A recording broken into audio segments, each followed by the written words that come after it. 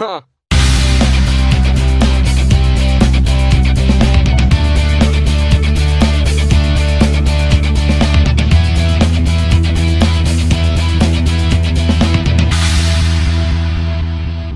Right here, the GECKO, and all of the whole process of building will be covered. It's going to be a very complete series. So I hope you join me, and we'll see you there. So working on the top, I carved most of this with an angle grinder with a 36 grit sandpaper disc in it, flap disc kind of thing. Got it roughed in. I've been working on it with a little violin maker plane. This one's got notched, the toothed blade in it. It kind of takes it down pretty quick. It's a little bit convex, so it sets in there and doesn't leave little sharp edges really. Anyway, I've been kind of fine tuning it a little bit. You can feel, just little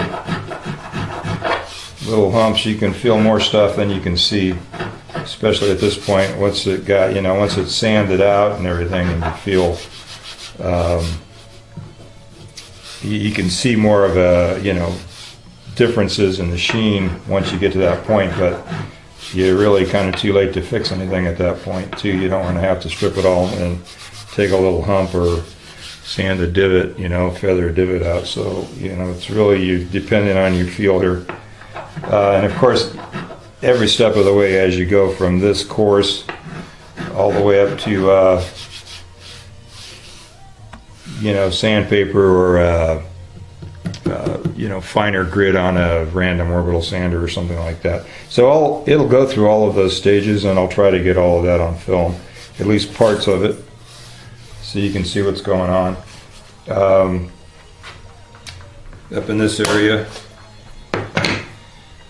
I've already put a slight bevel here or slight angle here for the neck angle, and so as the neck sits into this, it'll be at a slight. It's going to be very, very minimal because this is going to be a pretty flat bridge here.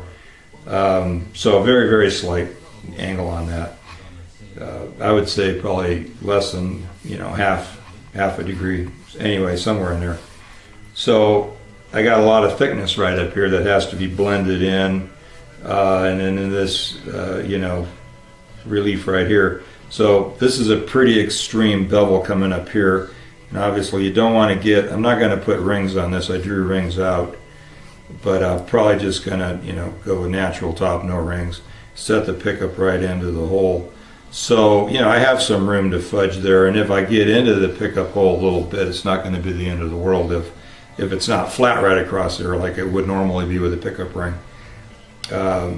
It's not unusual to have a little bit of a contour that you have to sand the ring into to get a good fit, but this would be, if I got into there, it would be fairly extreme where it wouldn't look very good if you had a ring on it, say that. So this point right here, this outside edge here is down to where it needs to be, but this inside edge is, I cut a notch in it like I was going to do a binding, and so I had a flat section to work down to here. So I've carried that all the way around, the rest of the guitar, but right up in this cutaway, you've got, it has to be pretty extreme to get down to that binding channel, so that I have the same amount of walnut showing above the mahogany all the way around. So this is going to get carved down right here. Otherwise you'd have a really excessive peak right here, which I'll probably try that first to see where I get with it, but I got a feeling I'm going to be taking some of this off in order to make it look a little more like it flows. I didn't want a really harsh carve here. This is a little tiny bit, not a lot, but just a tiny bit thinner than a Les Paul would be. So I don't have the thickness, probably about not quite an eighth thinner on the top section where you would do that. And I could take more out of the top and have a more excessive carve, more obvious carve, but I don't want to do that. So anyway, long story short, that's what I'm doing. I'm just working my way around, feeling things here. Once I get where I like the dish all the way around, then I'm going to get my pickups routed in, because I want to have a flat surface to work on with my template for routing my pickups in. So I'm not going to come up here and start rounding any of this over. Get my bridge laid out exactly where it goes, because it's a surface mount bridge, and it's not a standard tom type, you know, and stop piece. It's going to be actually the short Telecaster style bridge on here. So I need a flat surface for that. So you know, I'm only going to basically come up and then just take the top of that hump off, just to give it a smooth transition, and then we're going to leave it flat. I can bring it in on the sides a bit, but you know, I won't come past this chalk line with any kind of you know, radius, because I want that bridge to be able to sit flat in there. And well, pickups right here, so the bridge is only going to be right around in here somewhere. So I got plenty of room to work here. I'm not gonna encroach on that flat area. So that's that. Yeah, I suppose watching somebody carve on this is pretty tedious and boring, so I think I'll just shut it off there and get back to what I'm doing, and I'll bring you back in a little while to see what I've done around here. I'm going to kind of fiddle with this and see what happens.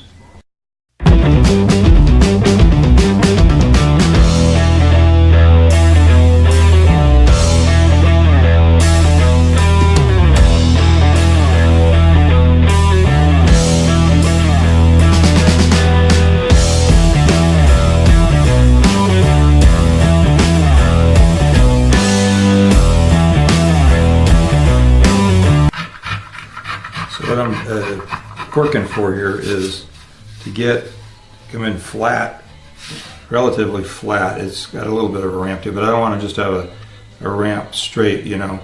I want to get that dish in there. And I got a lot of that with the grinder, but you know, you have to be real careful with that, because it's just too easy to go too deep real fast. Much rather sneak up on it. So anyway, you can just, you know, feel on this side here, feel on this side here. Definitely got a wider area here, so I'm going to be bringing this in a bit on top as well, creasing that.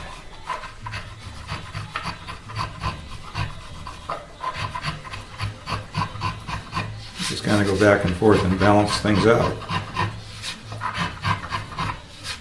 And so we'll just work it down so we get that dish, and then a nice area here where it's a little flatter coming into it, and then a scoop up.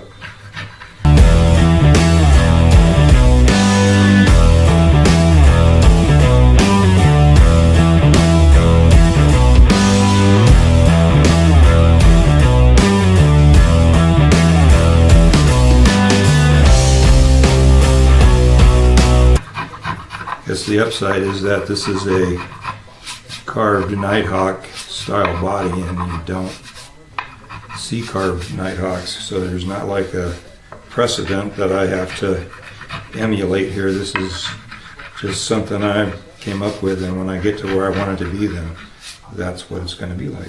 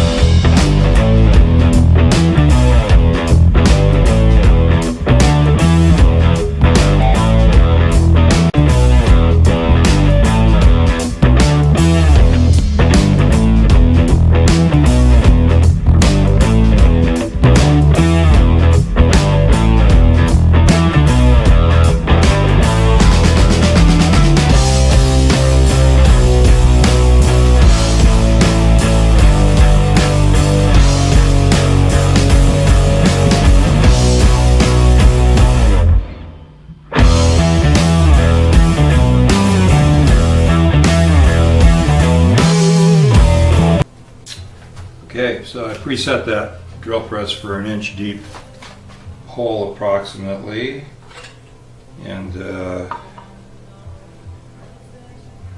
inch on there. Yeah, maybe just a tad shy of that. So I'll get set up for the router on this and get the temp. All right, we're running again. So I got the pilot holes drilled in here, just roughing out a lot of material. Still, you know, quite a bit to take out. So I'm going to start out with a 1/2 inch.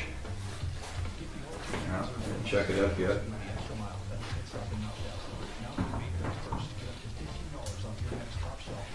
Lay it down somewhere. Here we go. With the 1/2 inch bit, and with the bearing on top. And unfortunately, that puts it almost to the bottom of the cavity. So I'm just going to have to be very careful not to, you know, take too much at a bite. Then I like to save the 3/8, and it doesn't take as big a cut. And so you know what, I'm going to use this to begin with. That way the 3/8 going in right over the, you know, in the cavity, I can actually have the bearing riding, because I've stacked four bearings on this cutter. So I have a lot more room bearing wise that I can, you know, run in there with. So same thing, I'm just going to take just a very minimal cut here, get one bearing on the top of this template, and go that route with it. And just take light cuts, and then so I won't heat up my cutter too bad. So the other thing I'm thinking of is if I have too much force against the template with that 1/2 inch cutter taking almost a full depth cut, that I'll end up moving the template, and I don't want that to happen, because I'm really only gonna, unless I figure out a way to clamp it, clamps are just going to get in the way of the router. So we're just going to do this.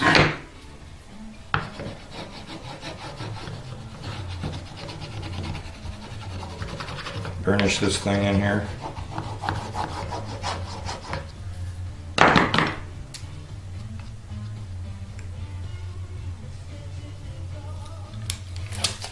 Two-way carpet tape. Stuff really sticks well. It's hard to find an edge though. Get it to split.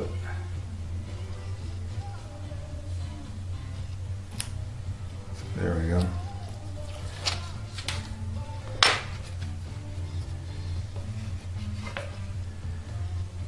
So I have a center line on the template, and I have a center line on the guitar, right where the top joins in the middle.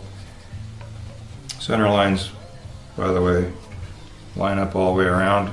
I have to draw a center line, but there is a center line, you know, measured into this piece of maple, because I don't have a center line in the back from that. If you had two-piece back, two-piece top, you'd line all that stuff up. And I'm getting myself on the center mark, just laying it down. It's still not forceful, you know, stuck down forcefully, and checking my square also off the edge of the template with my protractor, just to have myself another double check here. Okay.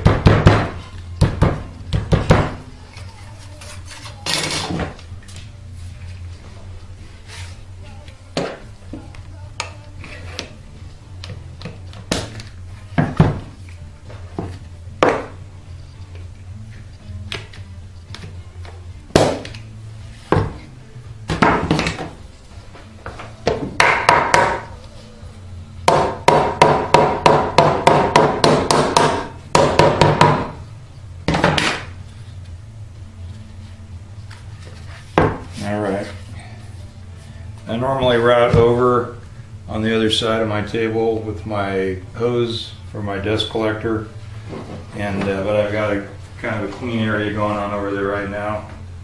for another car I'm going to start working on, and I don't want to have to move all that around and then clean it all up again. So we're going to do it right where it's at, and there'll be some dust flying.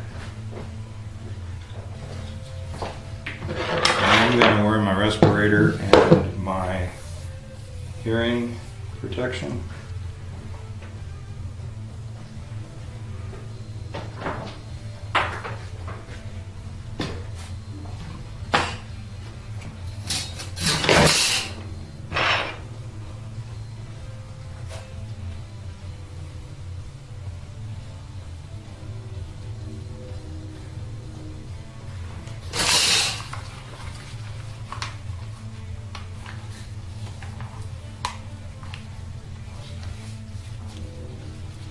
All right, so I got all that on.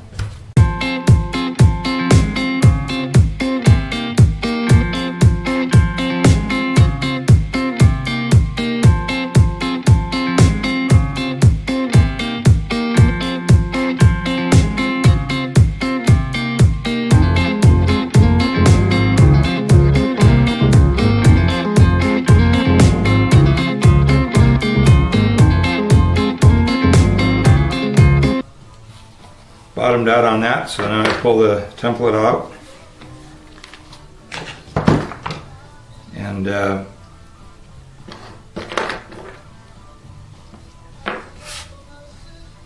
pull the template off, and then we'll just run the router bit down to the bottom of the cavity because I've just got another 3/16 or so. If you can see what's going on in there. So once the template comes back off, then we're just going to be running off the edge of the cut itself, and we'll be golden. We'll just follow what's already there. Yeah, looks good, feels good. Like I mentioned earlier, when you're feeling the carve and that sort of thing, you can actually feel things you can't see, and so all of my lines in there feel good. I don't have any little lumps or wobbles or anything that I should run the router over again with the template still on there. So we're going to pull the template and take it down to the bottom. Easier said than done. This is on there. Wow. All right, got to find something to pry with that isn't going to dent my wood. Don't want to dent the wood. There we go. Okay, set that aside. Get a quick peek at that. So we already had the channel going through in the top of the mahogany so that this connects to the switch up here, selector switch cavity, which is going to be right there. Just got a hole through right now. I haven't drilled it back, the big cavity part yet, but that's where it's going to be. So we'll finish it up.